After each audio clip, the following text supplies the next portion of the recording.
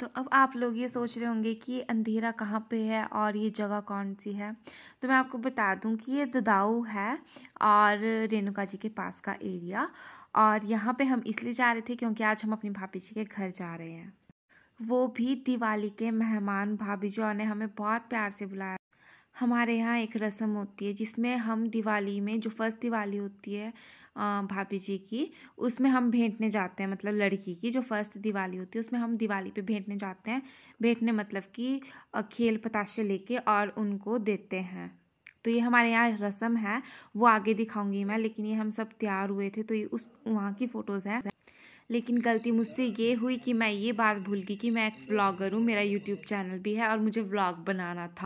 तो आज के व्लॉग की शुरुआत कुछ डिफरेंट तरीके से हुई है। आई होप आपको ये व्लॉग पसंद आएगा।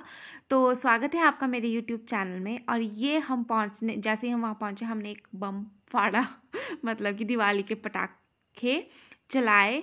क्योंकि मतलब हमारे अब रस्म ही समझ लो या दिवाली के मेहमान में गए थे तो वैसे हमने चलाया।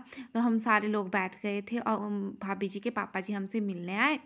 उसके बाद वो चले गए थे। फिर तो वही जो खातिरदारी होती है भाई मेहमानों की, वो हुई, चाय लेकिन मैं बहुत ज़्यादा एक्साइटेड थी कि मैं अपनी भाभी जी के घर जा रही। मैं और भैया तो मतलब स्पेशल बुलाए थे उन्होंने कि हमें ज़रूर, क्योंकि हम भाई की शादी में बारात में आते उसमें चल गई थी क्योंकि अगले दिन मेरा एग्ज़ाम था।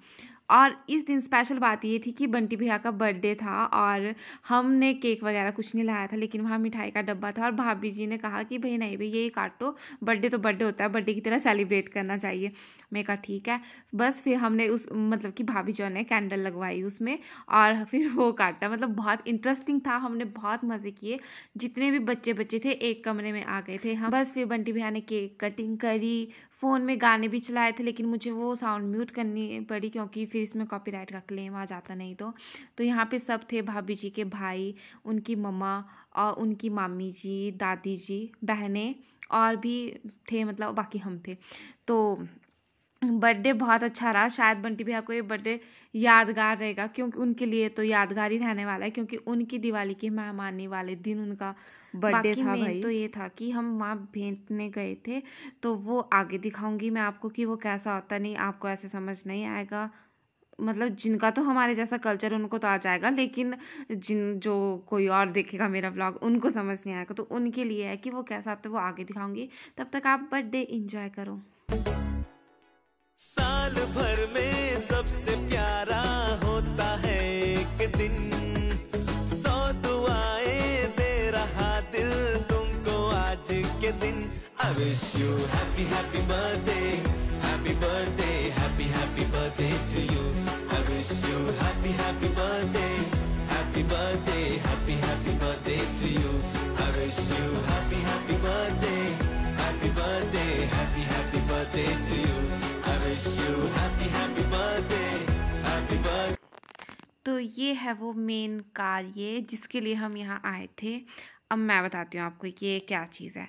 जो ये प्रांत है इसमें हमने खिले भर रखी फुल, और उसमें हमने खड़े करके वो खेल रखे हुए। इसमें हम पताशे भी डाल लेंगे और उसमें अखरोट भी सजाएंगे और उसमें प्रांदा बांध देंगे। तो जो वो सारी चीज़ें होती है, और शक्कर भी करते हैं एक थाली में।